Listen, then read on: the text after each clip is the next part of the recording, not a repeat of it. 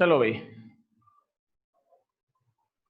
कल मैंने डिफ्रैक्शन की डेफिनेशन करा दी थी और ये भी लिखाया था कि there are two types of diffraction, Fresnel and Fraunhofer. ठीक है, इतना करा ही दिया था।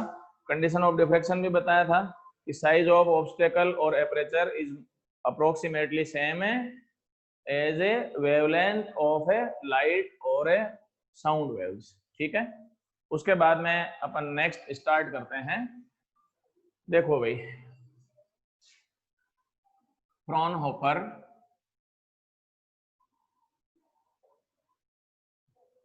Diffraction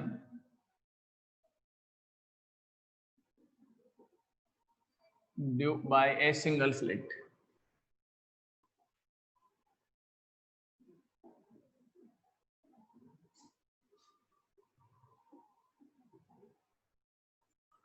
Fraunhofer diffraction by a single slit.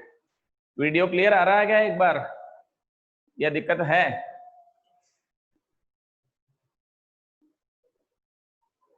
चलो, अब आ गया क्लियर। देखो भाई, सबसे पहले तो डायग्राम बता देता हूं मैं, उसी से अपन सारा समझेंगे भी।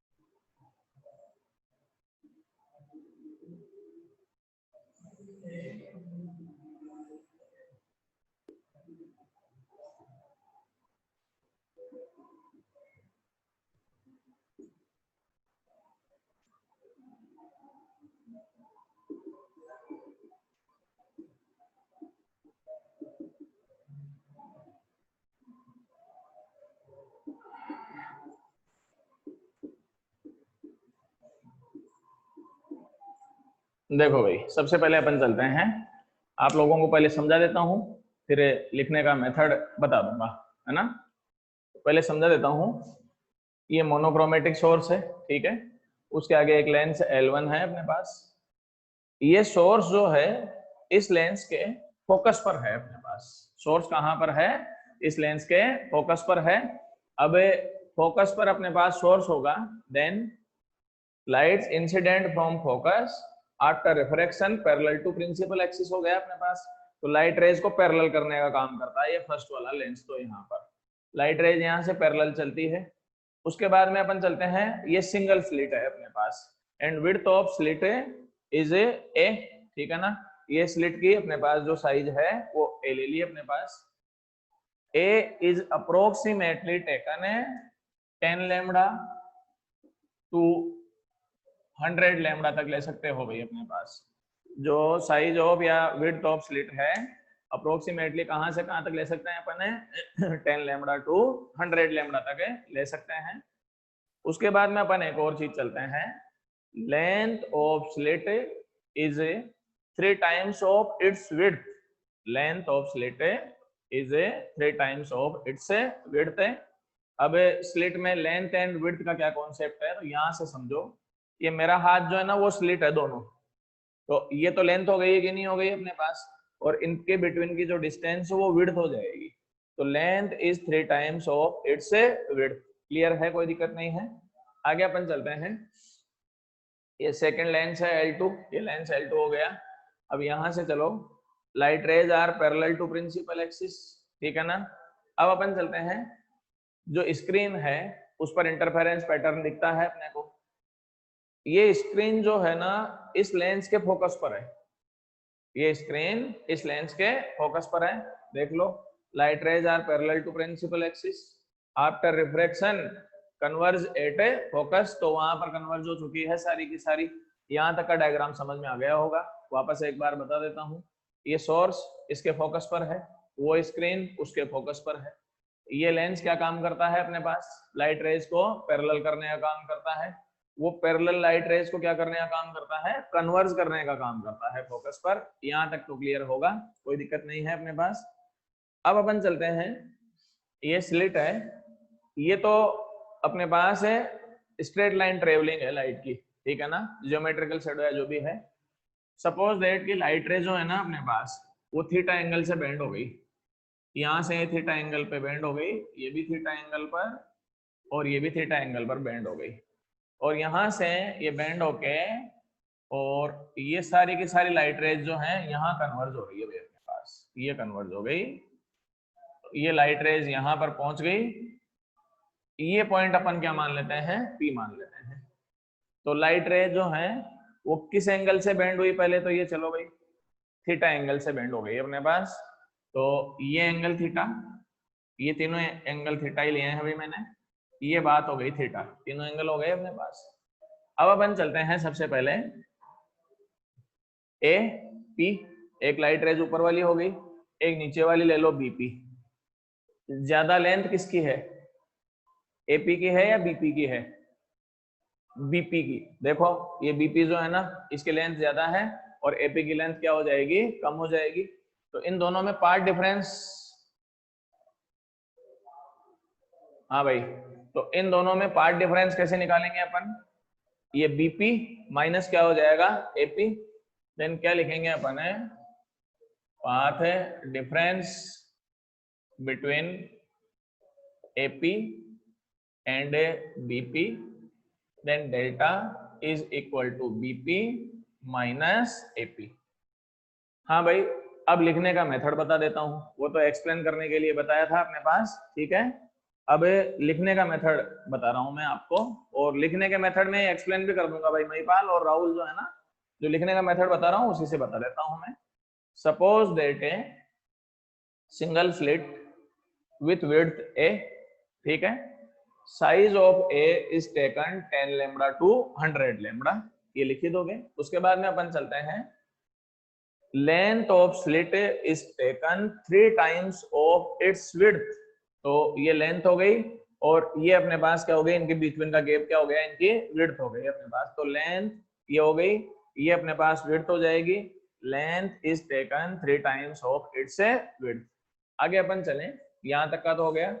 उसके बाद में अपन चलते हैं, a monochromatic source S is used, है ना, by lens L1 light rays becomes parallel to principal axis. तो ये जो सोर्स है इसके फोकस पर हो गया, लाइट रेज फोकस से चली पैरेलल टू प्रिंसिपल एक्सिस हो गई। यहां से इसके बाद में after passes through a slit है, देन लेंस L2 आ गया बीच में। लेंस L2 क्या करेगा, इनको कन्वर्ज कर देगा। कहां पर कन्वर्ज करेगा, light rays are converge by lens L2 at focus, इसने इनको फोकस पे कन्वर्ज कर दिया। If light rays are bent by angle theta, then these light rays are converged at a point P and at point P interference pattern can be seen, ठीक है। अब interference pattern में क्या बनेगा वो मैं आपको आगे बताऊंगा। उसके बाद में चलते हैं, one wave is AP, second is a BP, length of BP is more than length of AP, so that part difference between BP and AP is equal to delta is equal to BP minus AP। अब मैंने method बताया था, BP minus AP कैसे निकालोगे, यहां से यहां तक की लेंथ जो है ना उसका मेजरमेंट कर लो। सपोज दैट कि वो 10 सेंटीमीटर है, फिर इस लाइन पर 10 सेंटीमीटर का देख लो अपने पास कहां पर आती है, मान लो यहां पर आ गई 10 सेंटीमीटर, ये 10 सेंटीमीटर यहां पर आ गई, यहां से इसको मिला दो, ये परपेंडिकुलर भी हो जाएगा, ये पॉइंट कितना हो जाएगा अपने पास C। तो अब मैं बता देता हूं, AP एंड CP इक्वल हो गया कि नहीं हो गया, जो एक्स्ट्रा लेंथ बची वो कितनी बची है बता दो, BC। एक्स्ट्रा लेंथ कितनी हो गई अपने पास है BC, और जो एक्स्ट्रा लेंथ होगी वो ही क्या होगी अपने पास है, पाथ डिफरेंस होगा। Then delta is equal to क्या हो जाएगा, BC। अब तो कोई दिक्कत नहीं है समझने में। अब वापस इंटरफेरेंस में मैंने बताया था आप लोगों को, देखो भाई अगर ये एंगल थीटा है तो फिर ये एंगल भी किसके इक्वल हो जाएगा, थीटा के ही इक्वल होगा, वो बताया था ज्योमेट्री से। तो ये एंगल भी थीटा हो गया, थीटा के अपोजिट साइड में ये क्या हो जाएगा, परपेंडिकुलर हो जाएगा, 90 के अपोजिट साइड में हाइपोटेनस हो जाएगा, और ये क्या हो जाएगा, बेस हो जाएगा।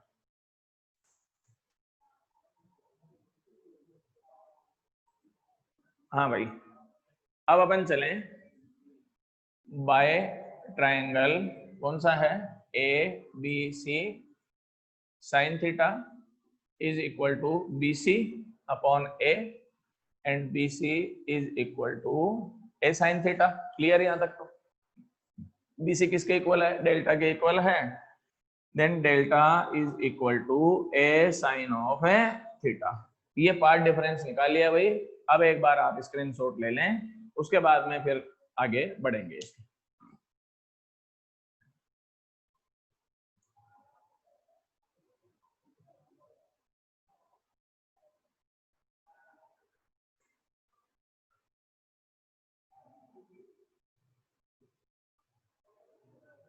चलो जी भाई, अब तो क्लियर आ रहा है भाई, कोई दिक्कत थोड़ी है, वीडियो क्लियर है ना?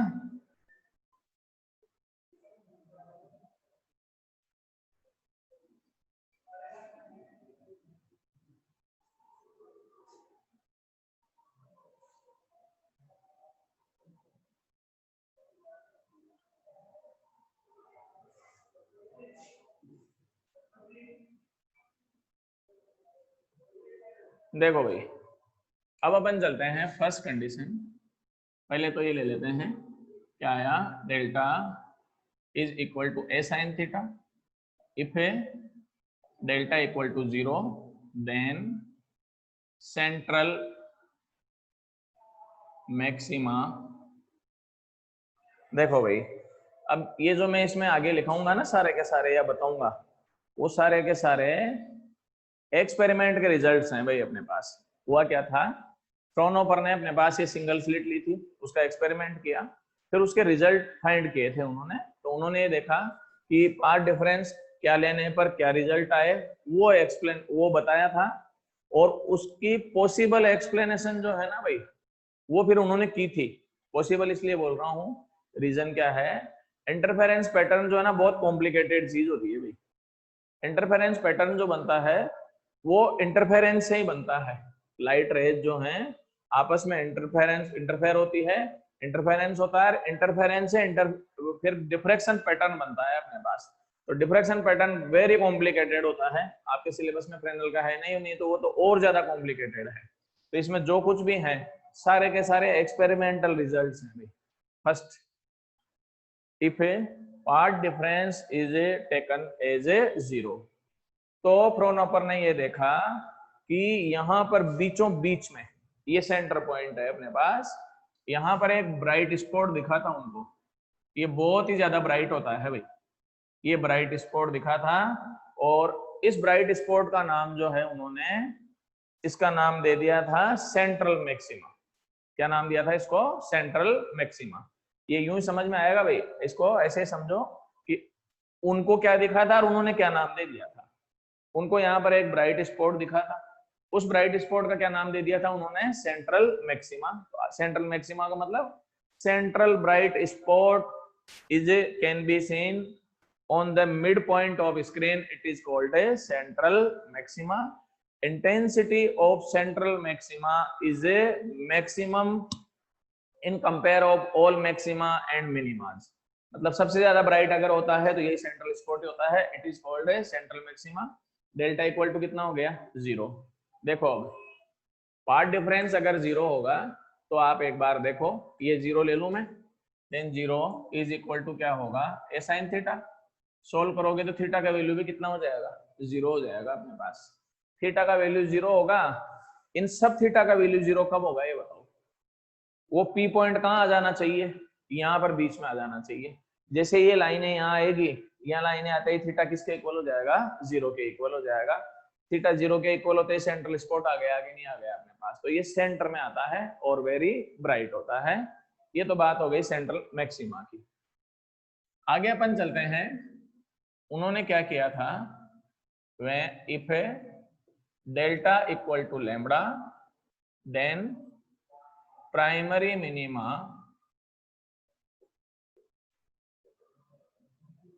या ये भी कह सकते हैं फर्स्ट डार्क, ठीक है।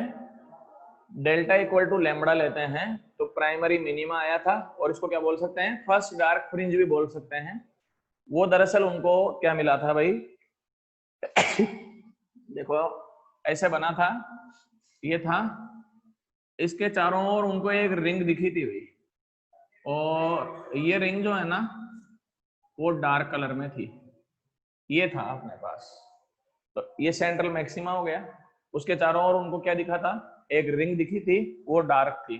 It is called primary minima. क्या है ये, प्राइमरी मिनिमा है अपने पास। तो इसके चारों ओर एक प्राइमरी मिनिमा दिख गया था। अब डेल्टा इक्वल टू लेमडा लिया, डेल्टा इक्वल टू लेमडा पर प्राइमरी मिनिमा आया।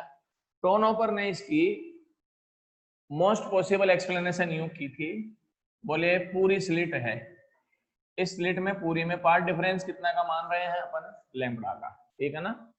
तो उन्होंने ये कहा था, बोले इस समय स्लिट को 2 पार्ट में डिवाइड कर लो भाई, मतलब स्लिट जो है ना 2 पार्ट में डिवाइड के जैसे बिहेव करेगी। तो उन्होंने यूं बताया था, देखो यहां से यहां तक पार्ट डिफरेंस लेमडा, और यहां से यहां तक पार्ट डिफरेंस कितना हो जाएगा, लेमडा बाई 2। तो यहां से यहां तक लेमडा बाई 2, और यहां से यहां तक भी कितना हो जाएगा, लेमडा बाई 2, ठीक है। अब अपन चलते हैं, ये एक वेव है, ये एक वेव है, इनके बिटवीन में कितने का पार्ट डिफरेंस है, लेमडा बाई 2 का। लेमडा बाई 2 में कौन सा इंटरफेरेंस होता है भाई, डिस्ट्रक्टिव। कौन सा होता है, डिस्ट्रक्टिव हो गया। तो इसमें डिस्ट्रक्टिव हो गया। इससे 1 सेंटीमीटर नीचे एक वेव ले लेते हैं, और इससे भी 1 सेंटीमीटर नीचे ले लेते हैं। इनके बिटवीन भी पार्ट डिफरेंस कितना होगा ये बता दो, लेमडा बाई 2 ही होगा, क्योंकि दोनों सेम सरक रहे हैं कि नहीं सरक रहे हैं। तो इन दोनों में लेमडा बाई 2। इसके बाद में यहाँ 1 सेंटीमीटर नीचे, यहाँ 1 सेंटीमीटर नीचे, इनके बिटवीन भी कितना होगा, लेमडा बाई 2 होगा। तो अब अपन ये कह सकते हैं, इस फर्स्ट पार्ट की जो वेव्स हैं वो दूसरे पार्ट की वेव्स के साथ किसमें खत्म हो रही है, अपने पास डिस्ट्रक्टिव इंटरफेरेंस में खत्म हो रही है। क्योंकि डिस्ट्रक्टिव इंटरफेरेंस में क्या होता है, लाइट की इंटेंसिटी 0 हो जाती है कि नहीं हो जाती है अपने पास। तो अपन ये कह सकते हैं कि फर्स्ट पार्ट की वेव्स और सेकंड पार्ट की वेव्स के बिटवीन में डिस्ट्रक्टिव इंटरफेरेंस होगा, and due to destructive interference intensity becomes minimum or 0 so that primary minima appear on a screen। उन्होंने ये माना था, बोले ऐसा ऐसा होता होगा, इसलिए हुआ था, हिंदी भाषा में ये है। बाद में एक और चीज थी, उन्होंने ये लिया था कि delta equal to 2 lambda, then अब उन्होंने बताया था कि फिर सेकेंडरी मिनिमा आ गया था।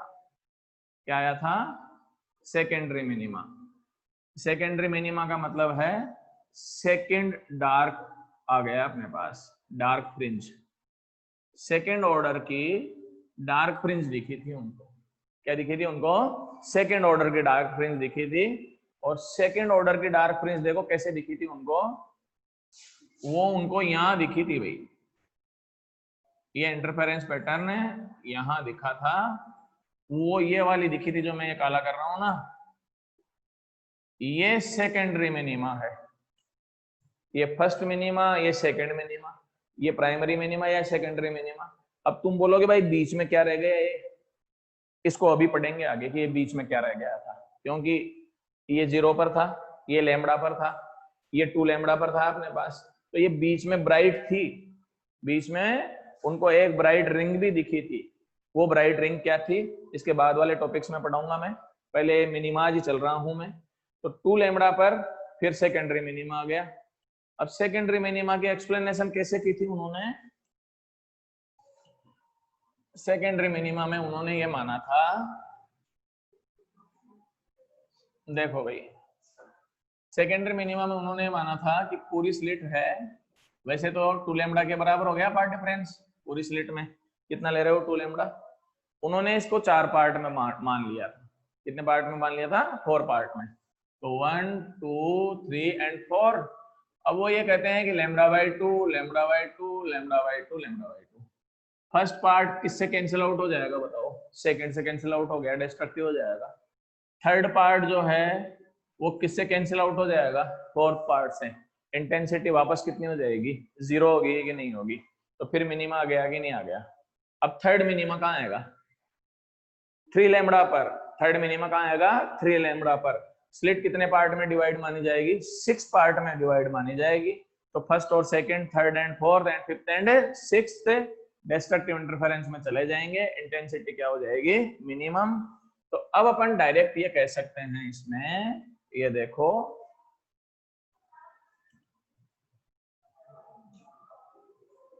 so that minimas appears if delta equal to n lambda, delta equal to n lambda and a sin theta is equal to कितना हो जाएगा? n lambda। एक चीज पहले बता देता हूं, where वैल्यू ऑफ n कहां से स्टार्ट होगा? 0 से स्टार्ट नहीं होगा, क्योंकि 0 में तो कौन बैठा हुआ है? Central maxima. मिनिमास कहां से चल रहे हैं अपने पास? 1 2 3। तो यहां पर ये चीज भी ध्यान रखनी है, 1 2 3 ये कंडीशन ऑफ मिनिमा है भाई, कंडीशन ऑफ है मिनिमा है भाई। ये है अपने पास मिनिमा की कंडीशन। आ गया समझ में अपने पास मिनिमाज में? अब थोड़ा सा मैं आगे और चलता हूं। Sine theta is equal to n lambda upon a and theta is equal to क्या हो जाएगा? Sine inverse n lambda upon a. It is angular width of है मिनिमा। मिनिमा की एंगुलर विड्थ हो जाएगी अपने पास। इफ ये भी ले सकते हैं, theta is very small, then you know sin theta is nearly equal to theta, then क्या रहेगा भाई? theta is equal to n lambda upon a। ये डायरेक्ट फॉर्मूला भी है, इससे अपने पास एंगुलर विड्थ ऑफ है मिनिमास फाइंड कर सकते हैं। जिस साइज का मिनिमा है उस हिसाब से अपन देख सकते हैं। आगे अपन एक चीज और चलते हैं, third. If delta equal to 3 λ/2, उन्होंने लिया था, कितना लिया था? Delta equal to 3 λ/2। तो उन्होंने देखा कि एक ब्राइट फ्रिंज आ रही है या ब्राइट रिंग आ चुकी है अपने पास। क्या आ चुकी है? उसमें ब्राइट रिंग आ गई। तो इसको बोलते हैं सेकेंडरी मैक्सिमा। सेंट्रल मैक्सिमा नहीं है। कौन सा मैक्सिमा है? सेकेंडरी मैक्सिमा है अपने पास, ठीक है ना? या फर्स्ट ऑर्डर का मैक्सिमा भी बोलते हैं, क्योंकि जो सेंट्रल है ना अपने पास, वो तो ओरिजिन है, तो वो तो 0 पर लेते हैं उसकी पोजीशन तो अपने पास। तो सेकेंडरी मैक्सिमा भी बोल सकते हैं, या अपने पास ये कह सकते हैं फर्स्ट ऑर्डर का मैक्सिमा। मैक्सिमा ऑफ है फर्स्ट ऑर्डर पर। उन्होंने ये बताया था कि इसकी इंटेंसिटी जो है ना वो इसके इक्वल नहीं थी भाई, सेंट्रल मैक्सिमा के बराबर नहीं थी, इससे कम थी। तो intensity of secondary maxima is less than of A central maxima. ये है भाई सेकेंडरी मैक्सिमा। ये रहा, ये मैंने बताया था, देखना ये 2 लैम्बडा पर था, ये कितने पर था? लैम्बडा पर। तो ये बीच वाला पार्ट कितने पर हो जाएगा? अपने आप ही देख लो बोले। 3 λ/2 के बीच में बैठ रहा है कि नहीं बैठ रहा है अपने पास? कैसे? ये लैम्बडा पर हो जाएगा, ये 2 लैम्बडा पर हो जाएगा। तो इनके बिटवीन में 3 λ/2 बैठ रहा है कि नहीं बैठ रहा है? ओ बोल दूंगा मैं इनको दोनों को, किसी को। हाँ। तो ये है अपने पास सेकेंडरी मैक्सिमा, ठीक है ना? अब इसकी intensity less than central maxima क्यों हुई? फ्रॉनहोफर ने इसका एक्सप्लेनेशन यूं दिया था, वो उन्होंने ये बताया था, बोले पूरी स्लिट है, कितने का पार्ट डिफरेंस लेके चल रहे हो आप? 3 λ/2 का। उन्होंने बताया बोले 3 इक्वल पार्ट में डिवाइड होती है इस समय स्लिट। तो 3 पार्ट ले लो, 1 हो गया, 1 2 एंड 3 हो गया। इसमें और इसमें कितने का पार्ट डिफरेंस है बताओ? λ/2 का। इसमें और इसमें भी कितने का हो जाएगा? λ/2 का। और इसमें भी कितने का हो जाएगा? λ/2 का। अब एक बार चलो वापस, फर्स्ट पार्ट और सेकंड पार्ट के वेव्स के बिटवीन डिस्ट्रक्टिव इंटरफेरेंस होगा कि नहीं होगा, पहले ही बता चुका हूं मैं। तो फर्स्ट पार्ट किससे कैंसिल आउट हो जाएगा, सेकंड पार्ट से कैंसिल आउट हो गया।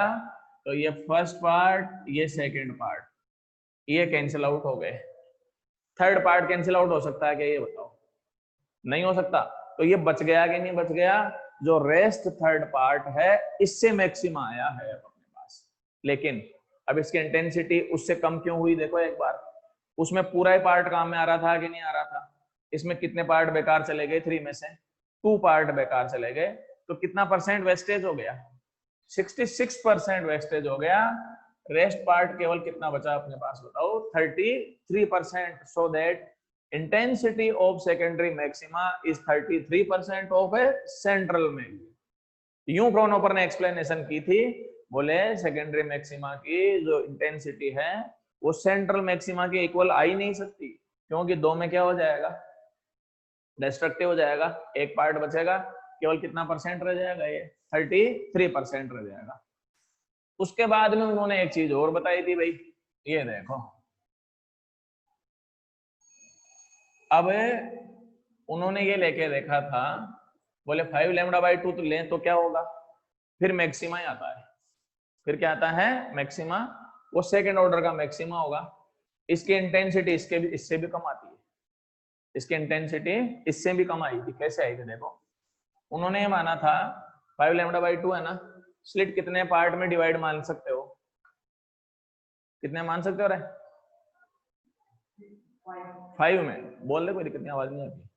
कितने में डिवाइड मान सकते हैं अपन? है 5 में। 1, ये लो 5 में कर लो इसको डिवाइड। 1 2 3 4 एंड 5। देखो 1 2 3 4 5, ये λ/2, ये λ/2, ये λ/2, ये λ/2 और ये λ/2, ठीक है ना? फर्स्ट पार्ट किससे कैंसिल होगा ये बताओ जी भाई? सेकंड से। थर्ड पार्ट किससे कैंसिल होगा? फोर्थ से। एक पार्ट बचा कि नहीं बचा? तो 1/5 बचा कि नहीं बचा? 1/5 का मतलब कितना परसेंट होता है ये बता दो? 20%। कितना परसेंट हो गया? 20%। इसमें कितने परसेंट थी? 33। इसमें कितने परसेंट आ गई? 20%। अगले वाले में 7 λ/2 लेंगे, वो और कम आएगी कि नहीं आएगी? वो आएगी 16% के आसपास। तो जैसे जैसे हाई ऑर्डर के अपने पास मैक्सिमा जाते हैं, इंटेंसिटी कंटिन्यूअसली क्या होने लगती है? डिक्रीज होने लगती है। It is difference between interference and diffraction. कैसे? इंटरफेरेंस में एवरी ब्राइट फ्रिंज की जो इंटेंसिटी है वो इक्वल आती है कि नहीं आती है? डिफ्रैक्शन में क्या हो रहा है? Intensity of maxima is not equal. इसमें सेंट्रल मैक्सिमा 100% पर, उसके बाद में सेकंड वाला 33 पर आएगा, उसके बाद में 20 पर आएगा, फिर 16% पर आएगा। तो डिफरेंस, एक डिफरेंस समझ में आ गया अपने को। अब अपन चलते हैं, ये तो बात हो गई इसकी। तो 3 λ/2, फिर 5 λ/2, अगला कितना आएगा? 7 λ/2। ऐसे चलेंगे।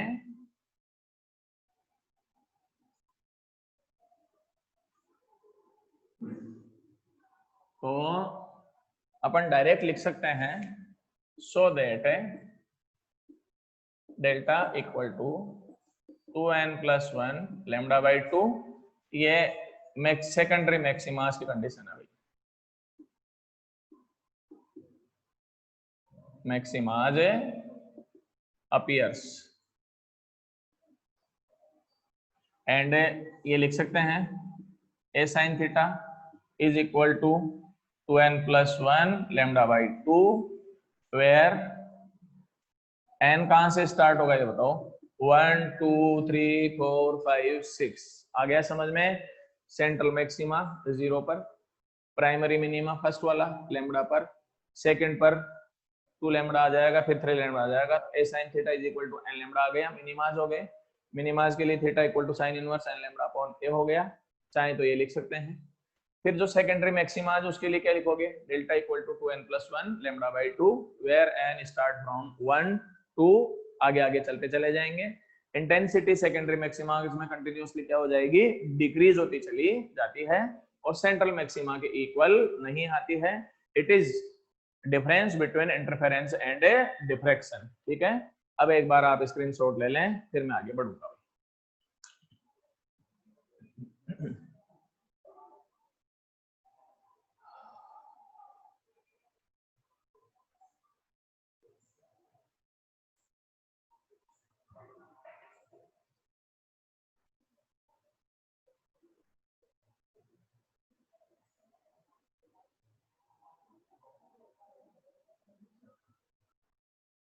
चलो जी भाई,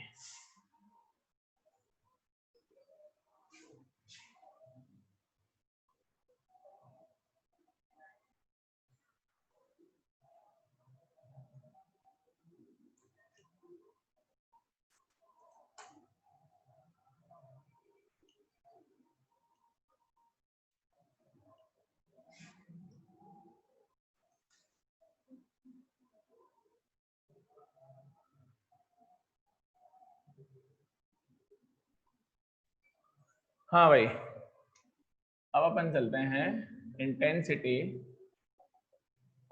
distribution in single slit diffraction in A single slit diffraction. सबसे पहले तो अपन ये चलते हैं भाई, अभी समझ में आ जाता है सारा खेल। चलो यही बता देता हूँ क्या।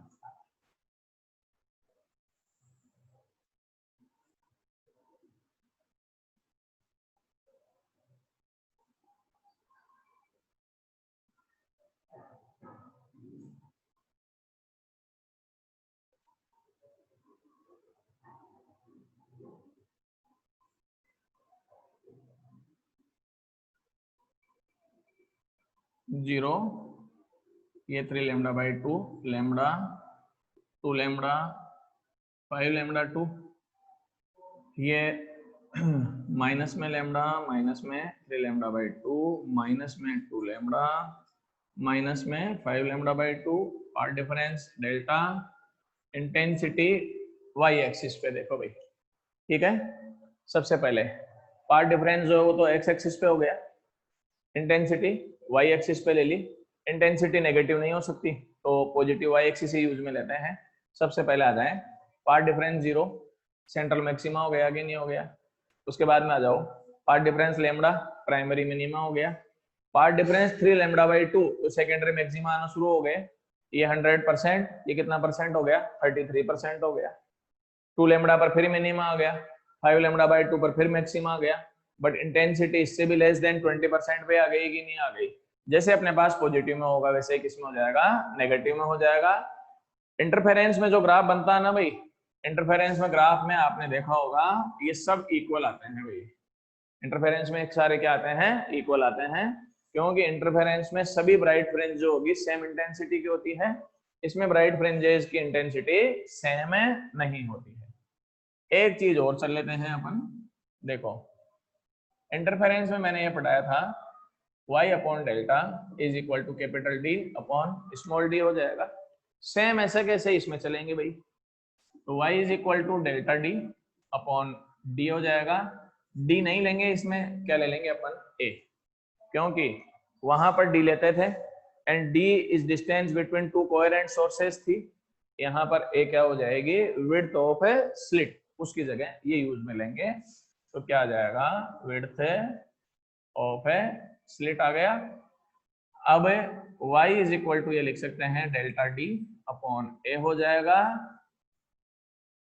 D क्या हो जाएगा, डिस्टेंस ऑफ स्क्रीन। इससे आप किसी भी मिनिमा मैक्सिमा की डिस्टेंस फाइंड कर सकते हो भाई।